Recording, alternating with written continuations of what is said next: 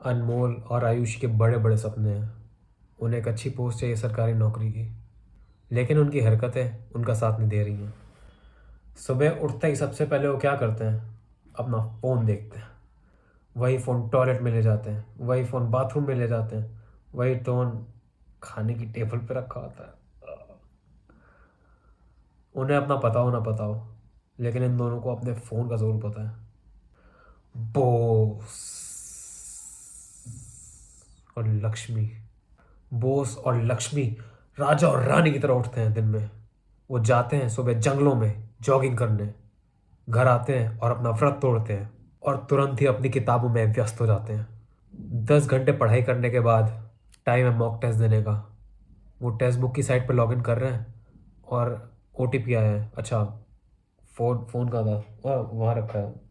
OTP डाला और फेंक दिया। वापस तैयारी की तरफ शुरू। रात हो गई है और अब आखिरी काम बचा है बस थोड़ी सी रीडिंग करना और अपने फ़ोन पे डिक्शनरी का ऐप यूज़ करना। बस यही है उनके फ़ोन का काम। बोस और लक्ष्मी, इनका फ़ोन 4 साल से ज़्यादा पुराना है, लेकिन इनकी बैटरी 3 दिन से ज़्यादा चलती है। बाप रे बाप, क्या इंसान है दोनों बोस और लक्ष्मी। रिसेंटली मैंने सीपीओ के लिए प्रिपेयर करा था, फिज़िकल के एग्ज़ाम के लिए। आखिरी दिन था ट्रेनिंग का और सब घर जा रहे थे, बस मैं रुका था। मैंने रिक्वेस्ट की थी कि मुझे थोड़ी सी एक्स्ट्रा ट्रेनिंग दो, क्योंकि मैं को उड़ीसा भी जाना था अपनी पोस्टिंग के लिए, जो नहीं हो पाई ऑफ कोर्स। अब वहाँ पे तो पोस्टिंग मुझे मिली नहीं, लेकिन मैं तुम्हें ये ज़रूर बताऊँगा कि मेरे ट्रेनर ने मुझे क्या चीज़ बताई। लॉन्ग जंप और हाई जंप का मुझे एक्स्ट्रा सेशन चाहिए था, तो मैंने अपने ट्रेनर से रिक्वेस्ट करी। सब जा रहे थे और अपना फ़ोन उठा रहे थे जो वो रखवा देते हैं पीछे, और मेरे ट्रेनर ने मुझसे पूछा कि अखिल, तेरा फ़ोन कहाँ गया? मैंने बोला सर मैं तो फ़ोन लाता ही नहीं हूँ। उनके चेहरे पे जो मुस्कान थी ना, उन्होंने मेरी तरफ देखा और बोला कि बेटा, मैं समझ गया कि तुझे क्यों पोस्ट मिली है ये वाली। काश ये चीज़ मैं अपने स्टूडेंट्स को भी समझा पाता, तो शायद वो भी किसी काबिल बन जाते आज। एक बात कान खोल कर सुन लो। तुम जिस फ़ोन पे वीडियो देख रहे हो ना, जिस फ़ोन पे तैयारी करते हो, एसएससी, सीजीएल, सीएचएसएल, एमटीएस, जिसकी भी, ये फ़ोन तुम्हारा सबसे बड़ा दुश्मन है। जितनी भी ये नोटिफिकेशन आती है ना ऊपर से, जितने भी ये फालतू के ऐप्स तुमने डाल रखे हैं, ये सारे के सारे बने हैं तुम्हारी एनर्जी निचोड़ने के लिए।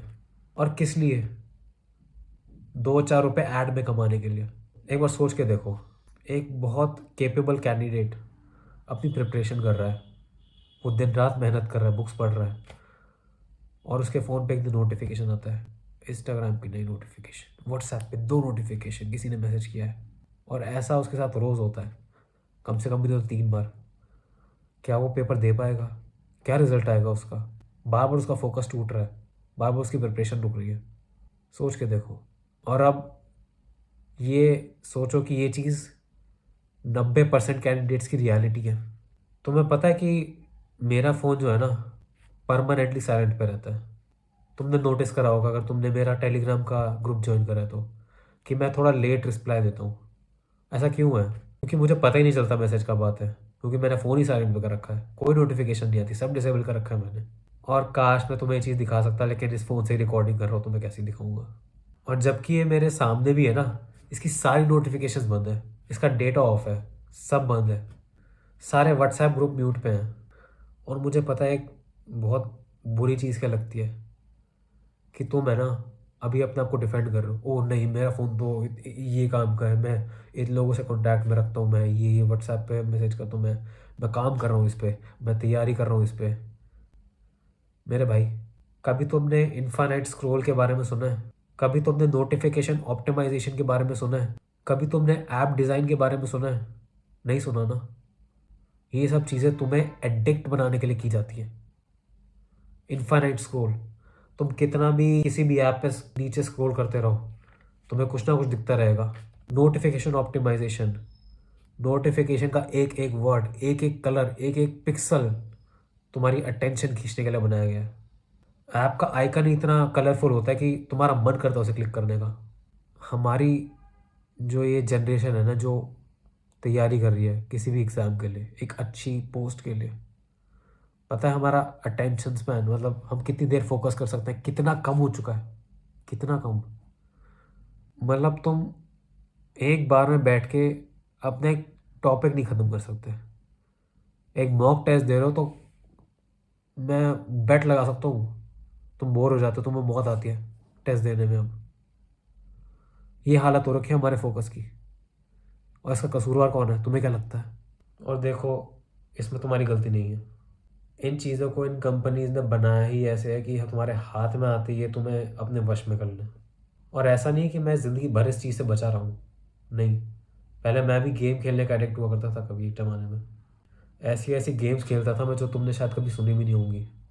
Battlefield 4, Battlefield 4, Apex Legends, Brawlhalla, Sekiro, Shadows Die Twice, Star Wars. पर मैं इन चीज़ों से बाहर निकला। पता है कैसे? मैं बाहर निकला जब मैंने तैयारी करी और मुझे रिजल्ट दिखने शुरू हुए। जब मुझे लगा कि हाँ, ये चीज़ काम कर रही है, पढ़ाई करने से मेरे मार्क्स अच्छे आ रहे हैं और मुझे कुछ पोस्ट मिल सकती है, मैं कुछ बन सकता हूँ। जब मेरा दिमाग ऐसे चलना शुरू हुआ ना, तो इन चीज़ों से निकलना तो कोई दिक्कत थी नहीं उसमें। अगर तुम ये वीडियो अभी तक देख रहे हो ना, तो तुम ये सोचोगे कि हाँ, आखिर तेरी बातों में दम है। मैं सीरियस कैंडिडेट्स की तलाश कर रहा हूँ जिन्हें गाइडेंस की ज़रूरत है। वो एग्ज़ाम क्रैक नहीं कर पा रहे किसी वजह से। आओ, मैं बनूँगा तुम्हारा गाइड। ऑलरेडी एक अच्छी रैंक लाया हूँ CGL में, और फिर से तैयारी कर रहा हूँ पेपर की। मैं करूँगा तुम्हारी मदद। आओ, साथ में मिलकर अपनी प्रिपरेशन को अगले लेवल तक लेके जाते हैं। नीचे मेरे टेलीग्राम ग्रुप का लिंक दिया हुआ है, ज्वाइन करो उसे और जुड़ो मेरे से। सर झुकाओ, काम करो।